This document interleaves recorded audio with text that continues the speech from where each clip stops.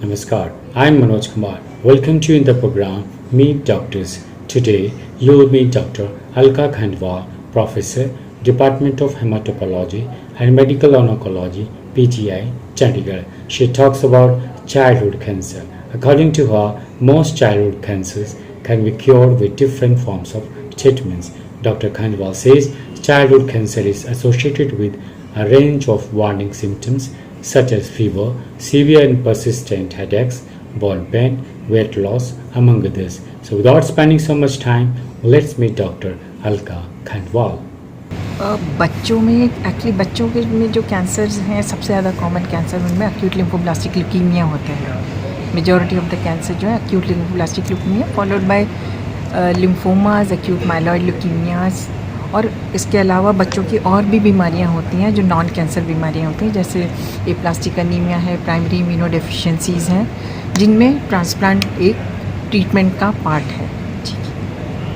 सो सबसे आजकल तो बच्चों में बेसिकली कैंसर तो most of the time chemotherapy से ठीक हो जाता है, और जब उनकी जो ठीक नहीं होते हैं या बीमारी वापस आ जाती है तो उनके लिए ऑप्शन हो जाता है क्योर का बोन मैरो ट्रांसप्लांट। ये कैंसर वाले पेशेंट्स के लिए बात करें। लेकिन और जो बीमारियां हैं जिसमें ट्रांसप्लांट बच्चों में कारगर होता है वो है एक एप्लास्टिक एनीमिया, जिसमें बोन मैरो वो कैंसर नहीं है, उसमें बोन मैरो में सेल्स ही नहीं बन रहे होते हैं, खून बनाने वाले सेल्स, वो बोन मैरो तो उसमें ख़राब बोन मैरो है, तो उसमें हम ट्रांसप्लांट करके हेल्दी स्टेम सेल्स डाल देते हैं जो फिर से खून बनाने लग जाते हैं। और एक तरीके की बीमारी होती है प्राइमरी इम्यूनोडेफिशिएंसी, जिसमें उनके सेल्स तो बन रहे होते हैं लेकिन जो इम्यूनिटी बनाने वाले सेल्स होते हैं या तो वो बिल्कुल नहीं बन रहे होते हैं या बन रहे होते हैं तो पर वो उनको काम नहीं करना आता ठीक से।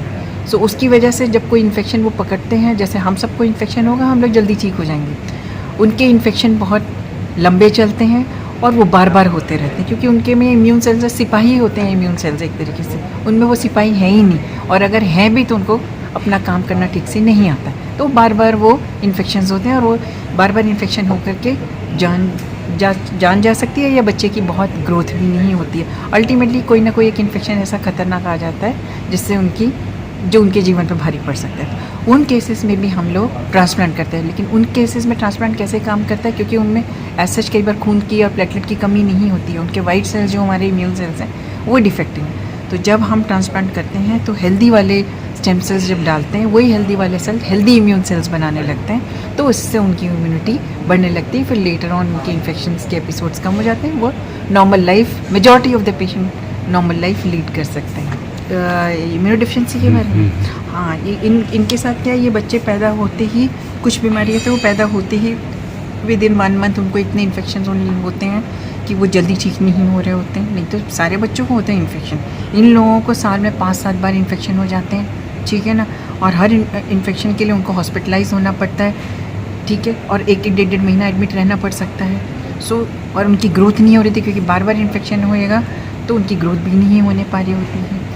ये कॉमन लक्षण है एक प्राइमरी इम्यूनोडेफिशिएंसी वाले पेशेंट्स की। और ज़्यादातर इन्फेक्शन इन लोगों के डायरिया, लगातार डायरिया रहना, या वो बार बार निमोनिया होना, कान बहते रहना, ये वाले इन्फेक्शन इन लोगों में ज़्यादा कॉमन है। तो कई बार वो दिमागी इन्फेक्शंस भी हो सकते हैं। तो ये क्योंकि देखिए साल में 4 या 5 बार सर्दी जुकाम अनूमन नॉर्मल फिनोमेना है, सभी को ही हो सकता है, लेकिन कोई इन्फेक्शन लंबा चलेगा और ये सर्दी जुकाम अलग चीज़ है, बाकी निमोनिया में कन्वर्ट हो रहा है और साल में 2-3 बार निमोनिया हो गया, जिसके लिए 1-1, 1.5 महीना एडमिट रहना पड़ रहा है, या उसको इंजेक्शंस वाली दवाइयों से ठीक करना पड़ रहा है, रादर देन जो हमारे सिर्फ गोलियां या सिरप से चीज़ें ठीक हो जाते हैं मेजॉरिटी लोग जो छोटे मोटे ये वाले पेशेंट्स को एक्चुअली ये अवेयरनेस होनी चाहिए। बाहर जो भी डॉक्टर्स देखते हैं, चाहे बड़े मतलब पीडियाट्रिशियंस हों या दूसरे डॉक्टर्स और फैमिली डॉक्टर्स, कि ये बच्चे को बार बार इन्फेक्शन हो रहा है तो इसका मतलब इसकी इम्यूनिटी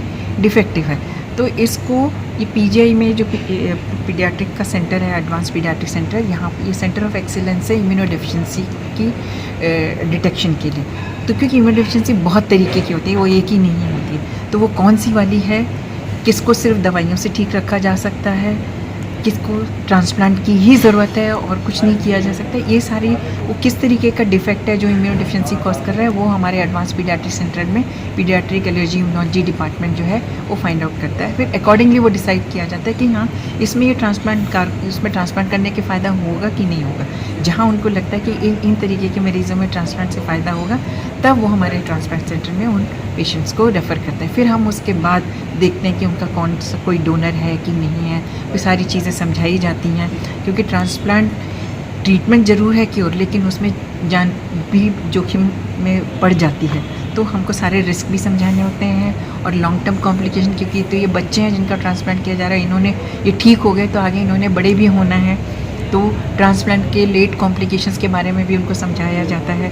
तो फैमिली को अपना रिस्क समझते हुए कि हाँ ये चीज़ें हो सकती हैं और वो इसके लिए तैयार हैं, तभी हम उन पेशेंट्स को ट्रांसप्लांट के लिए लेते हैं। इंडिया में एक्चुअली क्या है कि ये इसके बारे में अवेयरनेस नहीं, तो ऐसा कोई रजिस्ट्री है नहीं, तो जो ये कहा जाए कि ये इतना % इंसिडेंस है, तो जब तक ये रजिस्ट्री नहीं बनेगी जहाँ सब लोग अपने डायग्नोस करके पेशेंट्स के एंट्री नहीं कराएंगे, तब तक अभी ट्रू इंसिडेंस इंडिया में हम नहीं बता सकते। वर्ल्ड वाइड भी ऐसे ही, क्योंकि ये रेयर डिसऑर्डर्स हैं, ये कैंसर की तरह के वो नहीं है जिसकी बहुत रजिस्ट्रीज़ होती हैं जहाँ पे आराम से मतलब you can find out the incidence. ये अलग अलग जगह पे अलग अलग बहुत रेयर है, तो बहुत ही कम ही, मतलब मेरे ख्याल से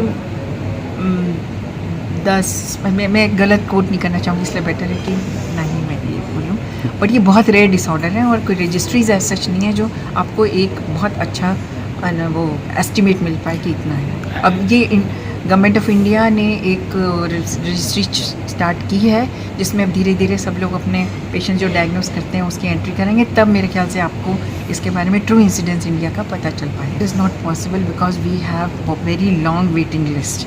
सी PGI caters to 7 states। Patients कहाँ से आते हैं? जम्मू कश्मीर से आते हैं, राजस्थान से आते हैं, हरियाणा से आते हैं, हिमाचल से आते हैं, पंजाब से आते हैं पेशेंट, और ये रेयर डिसीजेज़ हैं, कैंसर्स भी रेयर, सब जगह तो इनके ट्रीटमेंट के सेंटर्स नहीं, तो सारे के सारे मर्ज करते हैं PGI में। सो ऑब्वियसली इस संभव है कि मतलब मैं ये क्या कहूँगी कि आप समझ सकते हो कि इतना पेशेंट लोड है और हम सब और सारे पेशेंट्स को ट्रीटमेंट की ज़रूरत है। हमारे लिए कोई फेवरेट नहीं है कि हम इसका पहले करना है, हर एक को ट्रीटमेंट की ज़रूरत है, तो हमारी वेटिंग लिस्ट बहुत बड़ी है।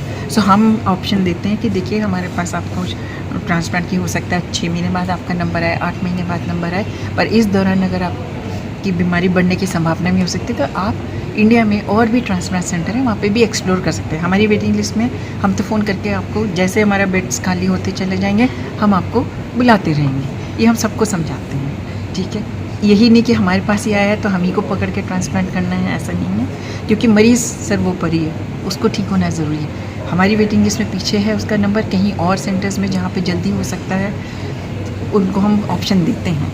सो मेजॉरिटी ऑफ द टाइम वो, क्योंकि कुछ कंडीशन ऐसी होती है जो वेट कर सकती हैं, तो वो वेट करने के तैयार होते हैं, तो हम उनको जैसे जैसे आगे वेटिंग लिस्ट बढ़ती है हम ले लेते हैं।